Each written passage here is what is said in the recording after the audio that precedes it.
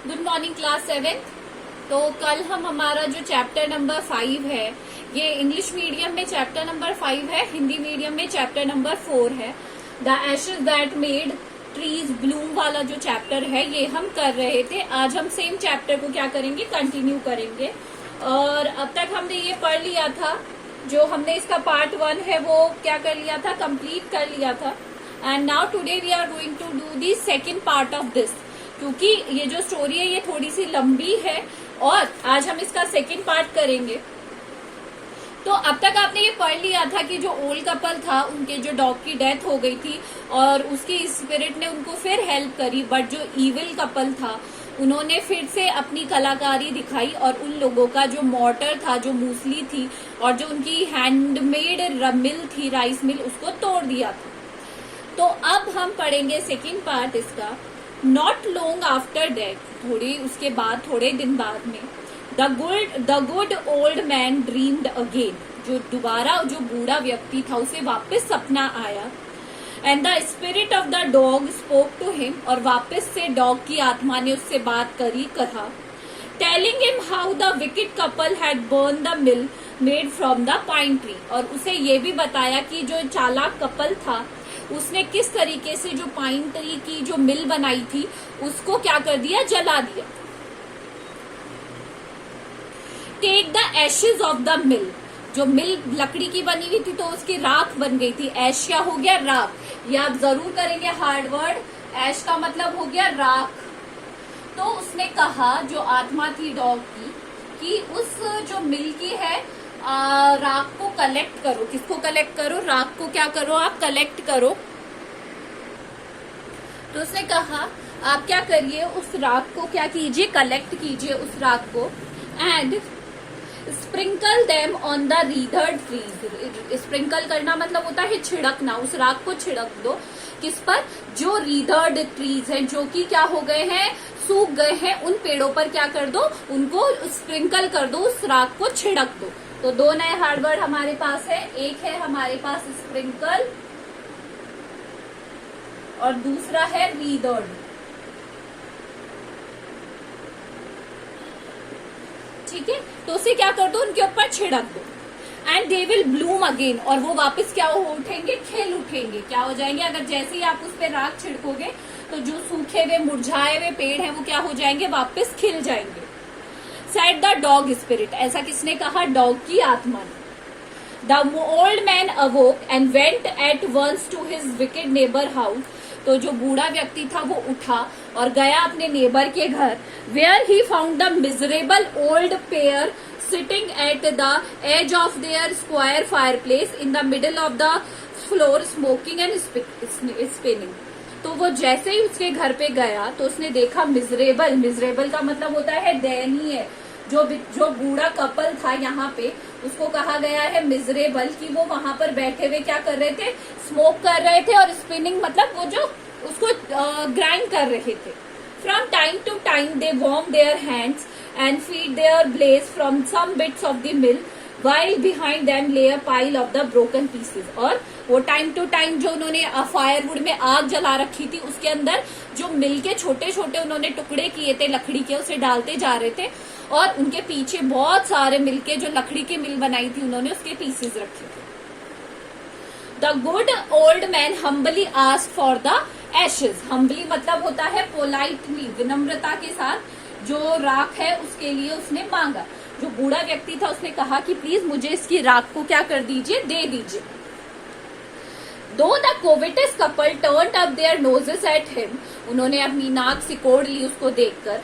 Scolded him as if he were a thief, और उसको इस तरीके से डांटा जैसे वो क्या है, कोई चोर है।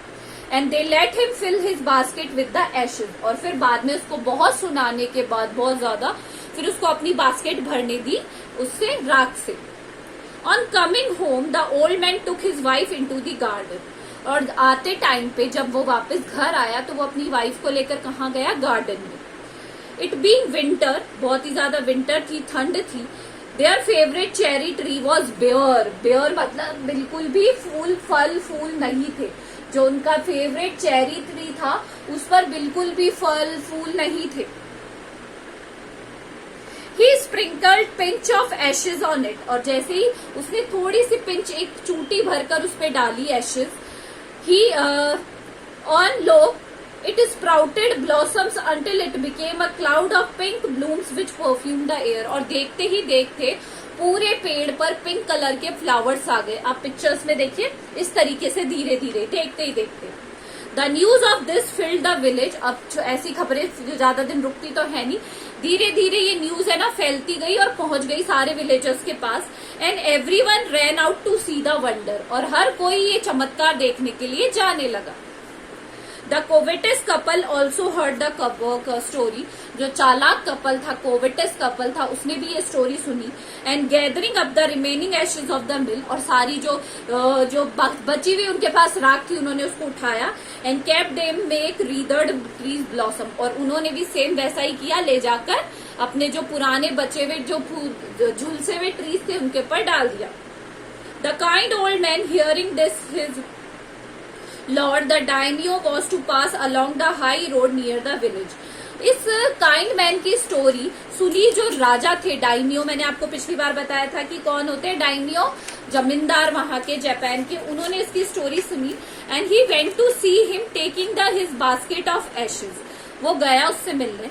As the train approached, जैसे ही ट्रेन आई, he climbed up into an old withered cherry tree that stood by the wayside। और वो एक जो साथ में जो एक पुराना सा withered सा, झुलसा हुआ सा, सूखा हुआ सा, मुरझाया हुआ सा पेड़ था, उस पर चढ़ गया। Now in the days of daimios, it was the custom। अगर हम daimios की बात करें, जो जमींदार हैं वहां की, उनके टाइम पर क्या था, एक कस्टम था, एक रिवाज था। कस्टम क्या हो गया, एक रिवाज था। क्या रिवाज था वो, that when their lord passed by, for all the new people to shut up their high windows। अगर उनका कोई भी राजा वहां से उनके पास से जाएगा तो वो लोग अपनी ऊंची, जितनी भी ऊंची खिड़कियां हैं ना, उन सबको बंद कर देंगे। ये एक रिवाज था। They even pasted them fast with a slip of paper, या तो उन्हें उनके ऊपर पेपर चिपकाना पड़ता, so as not to commit the impertinence of looking down on his lordship, ताकि वो ऊपर से नीचे अपने राजा को नहीं देख सकते, क्योंकि इन्होंने ये कस्टम बना रखा था कि राजा ही सिर्फ ऊंचा उठा के देखेगा, लोग उनको देखेंगे नहीं, इस तरीके से। All the people along the road would fall upon their hands and knees and remain prostrate until the procession passed by। Procession का मतलब होता है जुलूस, और लोग वहीं खड़े रहते जब तक कि वो जुलूस, जब तक खिड़कियां बंद रहती तब तक जो जुलूस वहां से चला नहीं जाता। The train drew near, train pass I. One tall competent march ahead, आगे आगे उनका बॉडीगार्ड चलने लगा। Crying out to the people by the way, get down on your knees, get down on your knees। And वो ये कह रहा था कि अपनी नीज पर बैठ जाओ। नीज क्या होती है, घुटनों पर बैठ जाओ। And everyone kneel down while the procession was begin. और हर कोई जो प्रोसेशन चल रहा था उस पर क्या करने लगा, बिगिन। एवरीवन वाज ये सब करने लगे। समझ में आया आपको? तो ये हार्ड वर्ड्स आप कॉपी में कर लीजिएगा। आज हम यहीं तक करेंगे, रिमेनिंग पार्ट हम कल की क्लास में कर लेंगे। ठीक है, चलिए अब मैं आपको इसके टेक्स्ट बेस्ड क्वेश्चन करा देती हूँ 2, क्योंकि हमने पढ़ लिया है। जो टेक्स्ट बेस्ड क्वेश्चन का जो पार्ट है वो हम कर चुके हैं। टेक्स्ट बेस्ड क्वेश्चन में क्या होता है, सबसे पहले हम पैसेज लिखेंगे, उसके बाद आंसर्स करेंगे। ठीक है, तो सबसे पहला है, what did the good old man think about his dog for the first time. तो आंसर नंबर 1 है, the old man at first thought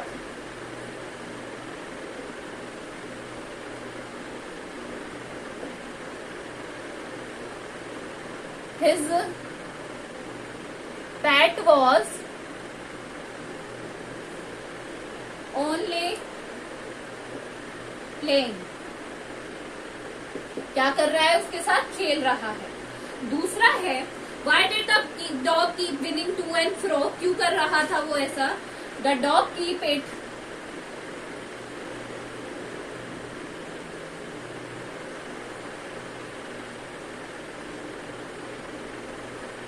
winning and running to and fro because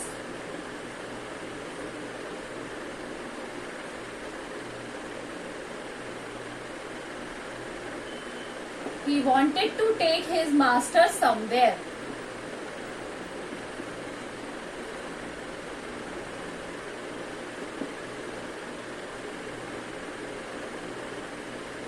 ठीक है, वो अपने मास्टर को कहीं ले जाना चाहता। How did the good old man discovered a pile of gold? The good old man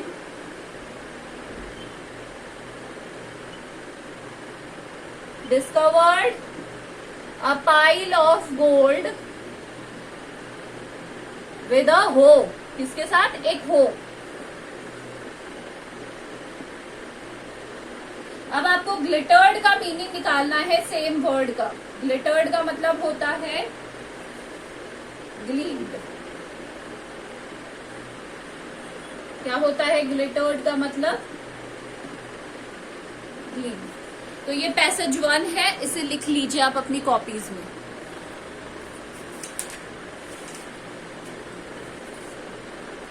now passage number 2, क्योंकि पैसेज का पैराग्राफ भी हो चुका है सेकंड वाले का, तो वो भी हम साथ के साथ कर लेते हैं। सेकंड का ए है, who is asking for a spade and hoe in the above lines? The greedy old couple. कौन मांग रहा है hoe and? The greedy old couple. Second है, what made the old greedy couple drop their tools? The smell of dead kitten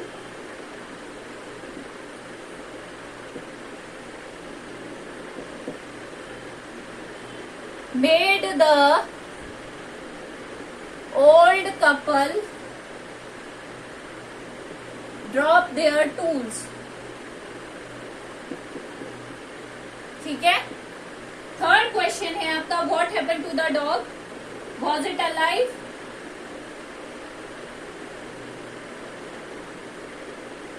No, it was dead. इसको क्या हो गई थी? डेथ हो गई थी। और लास्ट है, राइट द एनोनियम ऑफ सेटिस्फाइड। एंटोनियम मतलब होता है अपोजिट। सेटिस्फाइड का अपोजिट है फ्यूरियस। तो आप दोनों वाले क्वेश्चन, टेक्स्ट बेस्ड क्वेश्चन दोनों अपनी कॉपीज में करेंगे। This is all for today. Thank you.